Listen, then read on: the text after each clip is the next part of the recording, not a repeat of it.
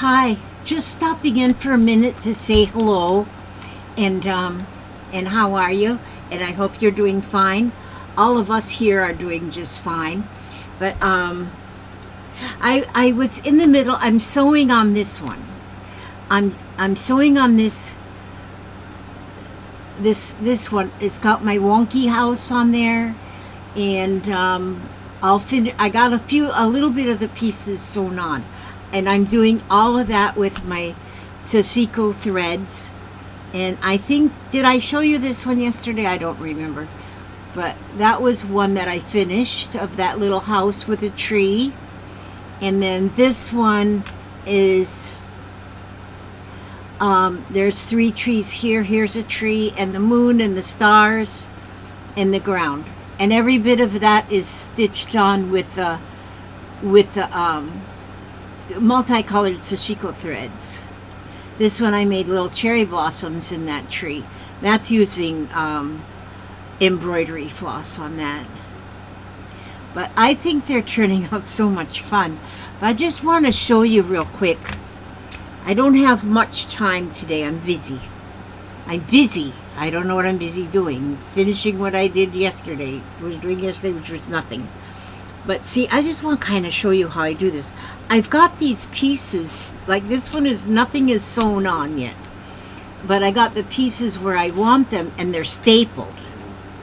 And it's so easy to get the staples back out. For one thing, when you staple it instead of pinning it, and I learned that from somebody else, that they staple. The staples are very easy to get out. You just bend them.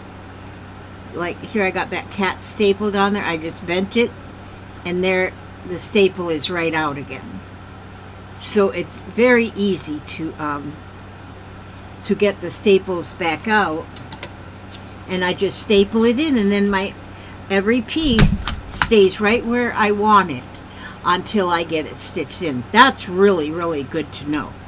But I want to show you real quickly here. What did I do with my bags? Oh, here they are. I have used so many of my scraps so far. I'm just loving it. Let's see. I think I'm gonna do something simple. Let's see if I show you what I cut. Let me see. Should I do a tree? I'm gonna just do a tree. So I would want some brown, and I want some green for the tree. So far. Maybe I'll put a flower next to the tree. But see now, so I'll make the blue for the background, and then let me see, did I have a scrap of brown over here for the tree trunk? Oh, maybe I'll use this for the tree trunk so I don't cut into a... Okay, so I'm just gonna make, and when you make something like a tree, you really do not have to be all persnickety about how it looks or whatever. And then just start laying your pieces together like this. Okay, that's the tree trunk, and it's a little wampus, cattywampus. That's what I go for, cattywampus. Let's see. I'm going to use... Okay, I'm just going to cut into this. It's always hard for me to cut into a piece. And so then when I'm cutting the tree part, I'm just going to go around in kind of a scallopy kind of a thing here. And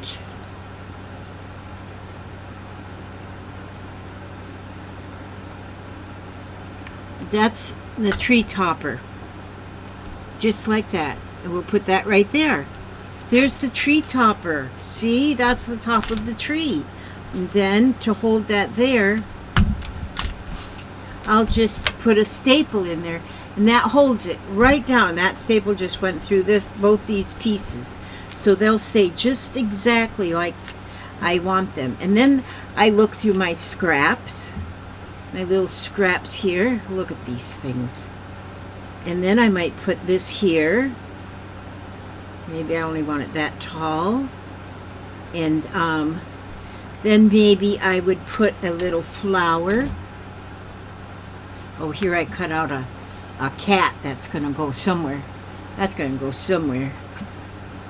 Look at that. I can put that cat right on there and then decorate her all up. But like on this one here, I want to make this one kind of look like a log cabin, and so I'm going to take just some light brown embroidery floss and go around to make it look like back and forth to look like logs, you know, underneath the, yeah, I'll do that. And but see, now if I want to make like a flower, I'll just cut that to, them scraps are so handy. And so then a flower is no different than the tree. It's just smaller than the tree. And so now when I put this flower on, maybe I'll stitch it on, and maybe I'll put a little button in the middle, or or maybe a little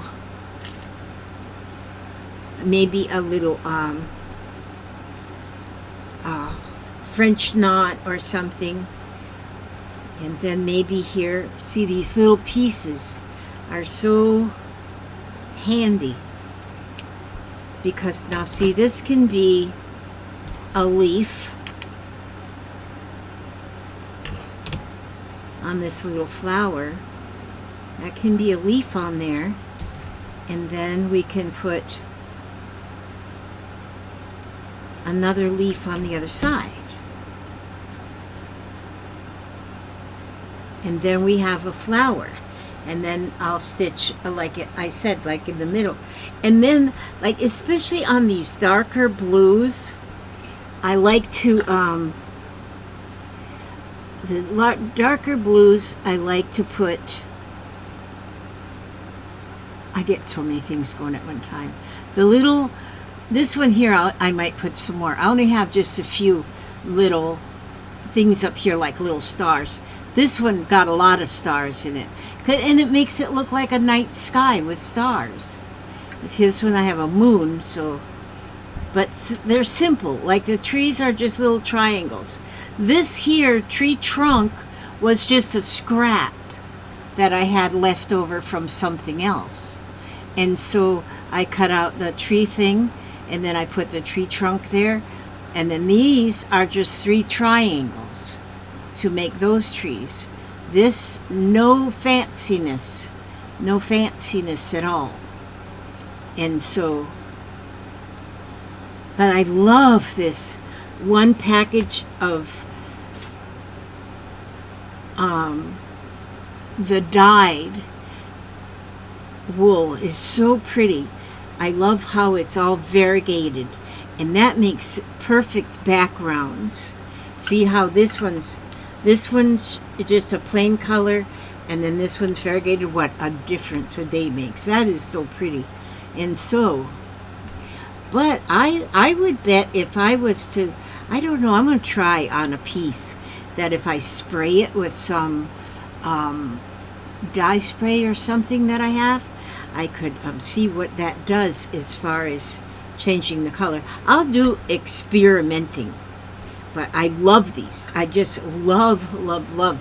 These are just so beautiful that I got in this here package. I have been digging through this.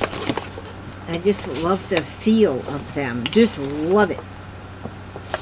There's a lighter blue, so I could make something more of a day sky with that one. Oh, good grief. This is why I get so many started at one time. See, I could even use like little, do I have a like a red. Well, that's more of an orange red. Oh, this is good here.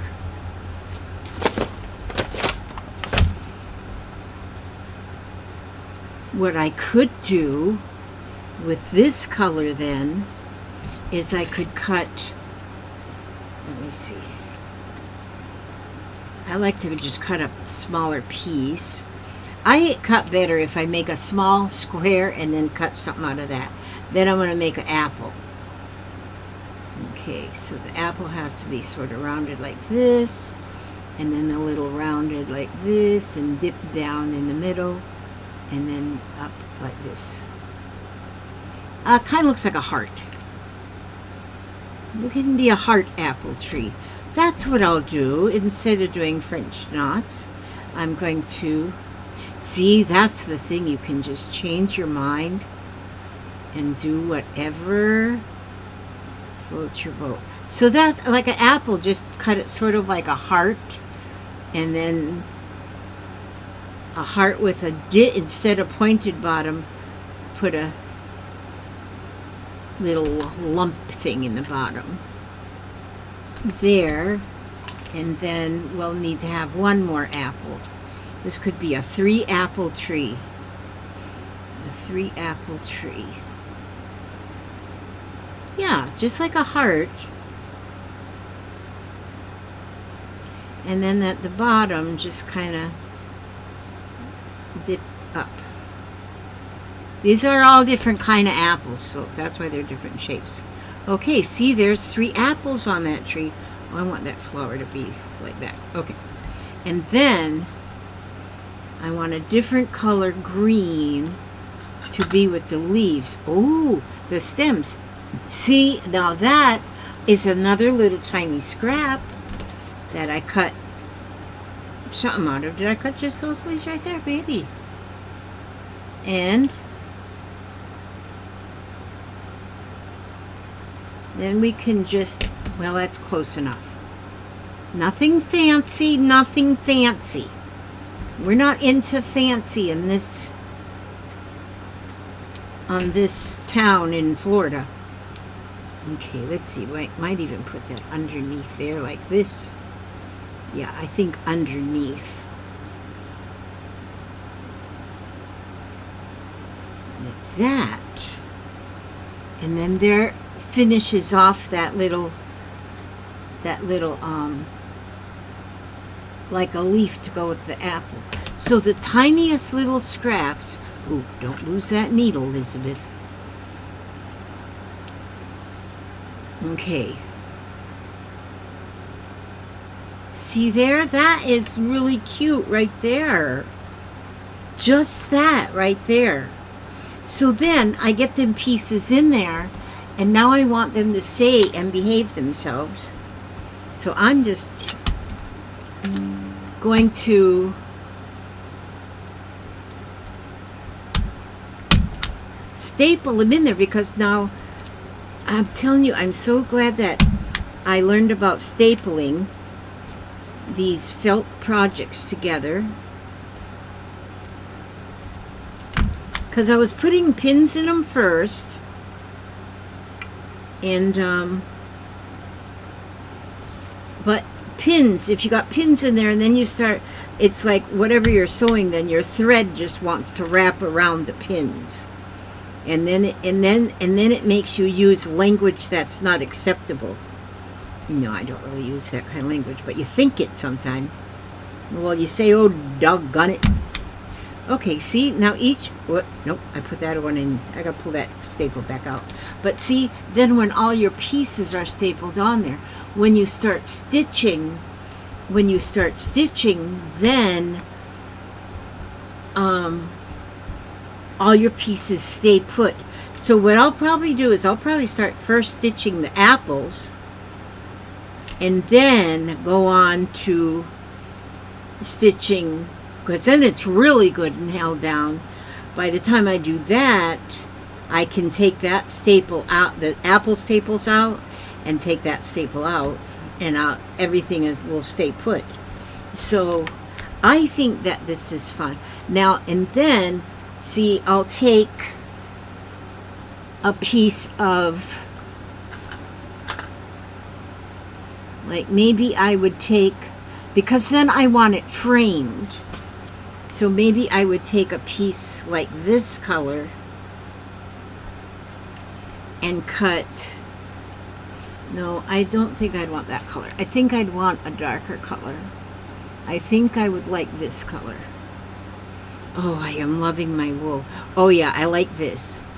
See, now. Oh, I will put this background on there before I start stitching this. This uses a lot, well, small images, it's not a lot of wool, but in my opinion, a lot of wool, because, see, what I'll do here now is I'll cut this piece around to the size of the frame. I mean, to just bigger than the size, just the size of the frame, just bigger than the actual image. There. See? Now I'll have this will be on here as I'm stitching. I should actually put that under there before I staple. But it's okay. It'll hold on. It'll hold just fine. And, but you see on these, like you can see the frame, especially on this one around. See, that's what you see is what I had already cut out, the frame around. But then on the back, I put another piece of wool on the back before I started stitching around the frame then. So that's the last thing I'll do is stitch around the frame. And then that makes such a wonderful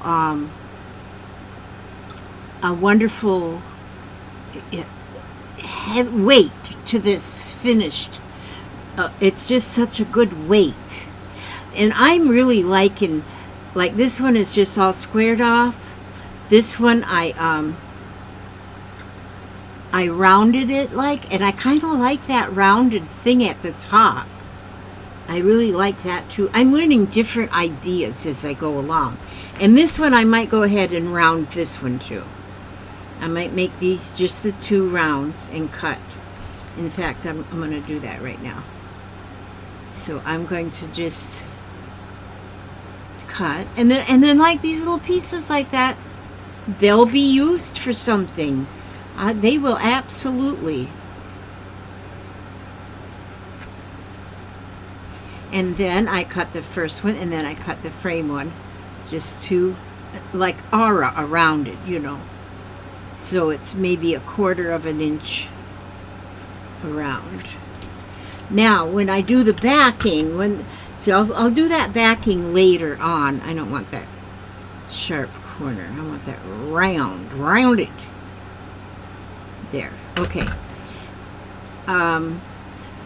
If I have some of the scrap pieces, I can put scrap pieces together and even just stitch them like on the sewing machine till it's big enough to make the back piece for this. That really is not going to show. See this one I just used like a white, well, kind of like a white backing on there, but it just it for one thing, it covers up all the stitches. Like, which one was I stitching on already? Like this one here, I've got a lot of stitches that are showing up on the back. And so once I finish the stitching around all of these pieces, I should have put an apple in this tree. But as I finish up each one of these, then there'll be a lot of strings on the back, and then I'm going to just put that other piece that'll cover the back, and then stitch all the way around the frame, and it will be like that. And so, oh man, this is just, it's fun. And it's so simple, because when you're working with wool, it does not fray. If you're doing this with cotton or something else, which you can do that, but you're going to have a little problem with the fraying. Here you can stitch so close to the edge and you don't have a problem with the frame. It just works. It just all works. So I'm going to continue working on this one with my house. That's all kind of cattywampus. And then I've got this one. This one I just laid out because I got a bird in the tree. He doesn't have his little beak on. I think what I'll do when I do him, I'll just make a beak and make his little legs just out of the thread. And then it's got some leaves here, and then the stem, the branch coming out of the side, and the little heel. And here's a mushroom. I might add another mushroom, so there might be 2 mushrooms overlapping. And then the little cat. But I want the cat, I'm going to put his eye up here so he's looking up at the bird. And that'll be fun. That's going to be a fun one. Just little tiny. And then you don't even really have to have like a scene. You can put like a mouse. That's one thing. I'm going to do a mouse, which a mouse will be just like a teardrop. Put that down and give him two big old eyes on there, and maybe a little tail hanging out the back. It's just the fun things you can make, like a little flower with a flower watering can. Just so many things. A little fish, anything you can, or just an apple. Just put an apple, a big old apple, right in the middle of there's just so many things. You just look around your house and say, "Oh, I can do that," you know. And everything doesn't have to be, as you see, this house looks like it tried to get blown away with the hurricane. Well, it stood still. It's still in there. But it'll look a lot different after every piece is stitched in. And so this morning I've been listening to bluegrass music. While I found a couple channels that play back-to-back bluegrass music, and I've been listening to that while I've been stitching. And that's been so much fun. I just love my bluegrass music. And so that's what I was doing. Okay, usually I, at this time of my life, and I printed out this song. And this song was written in 1919. Traditional origin unknown, it says.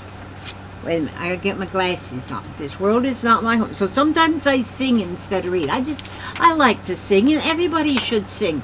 Even if you sing out of tune or off key or don't know the real words or the real tune, just sing it anyway. Just do that. It's amazing. And I'm gonna sing this to you. So y'all, it's 22 minutes now. You can just hang up the phone now if you just don't want to hear this song, but I'm just gonna sing it anyway. This world is not my home, I'm only just a passing through. My treasures are laid up somewhere around the blue. The angels beckon me from heaven's open door, and I can't feel at home in this world anymore. Oh Lord, I had lost my place. Oh Lord, you know I have no friend like you. Were heaven not my home, oh Lord, what would I do? The angels beckon me on heaven's open door, and I can't feel at home in this world anymore. They're all expecting me, and that's one thing I know. My Savior pardoned me, now I onward go. I know He'll take me through, though I am weak and poor, and I can't feel at home in this world anymore. Oh Lord, you know I have no friend like you. Were heaven not my home, oh Lord, what would I do? The angels beckon me from heaven's open door, and I can't feel at home in this world anymore. I have a loving mother up in glory land. I don't expect to stop until I shake her hand. She's waiting now for me in heaven's open door, and I can't feel at home in this world anymore. Oh Lord, you know I have no friend like you. If heaven were not my home, oh Lord, what would I do? The angels beckon me from heaven's open door, and I can't feel at home in this world anymore. Just up in glory land we'll live eternally. The saints on every hand are shouting victory. Their songs of sweetest praise drift back from heaven's shore, and I can't feel at home in this world anymore. Oh Lord, you know I have no friend like you. If heaven were not my home, dear Lord, what would I do? The angels beckon me from heaven's open door, and I can't feel at home in this world anymore. I hope my dad in heaven heard that, because my dad used to sing that song a lot. And cause my dad, he played the guitar and the banjo, just a backyard banjo picker, you know. Sitting out by the campfire, he'd play his guitar and his banjo, not at the same time, one or the other. And then he'd sing, and he had the most powerful singing voice. And he was just an old farmer father. He always wore his bib overalls, and in the wintertime, he had his flannel shirt on with them bib overalls. And in fact, when he did cross over, when he passed away, that is what my mother had him to wear while he was laying in that little final bed, whatever you call it. He had him a brand new pair of bib overalls and a brand new flannel shirt. He really didn't like his brand new things. He liked them to be washed 2 or 3 times before he liked to wear them, because he didn't want them all scratching, itching things. And so, but that's and one of his favorite songs though too was "I'll Fly Away," and we all sang that too at his going away party. Some people call it a funeral, I don't know, but that was my dad. But this was one of his favorite songs that he used to sing this one a lot. What do we call it? This world is not my home. Okay, you guys, thanks for watching. And if you stayed for the tune there, then you're just absolutely amazing. I ask God to watch over you every step you take, every move you make. Keep you safe and secure. Keep you happy, healthy, and humble. And by all means, no matter how this day goes, stay one more day. God bless and keep you, and I will see you on tomorrow's video. God bless. Oh, now the phone's ringing. Who's singing? Who's ringing and singing? I don't know that.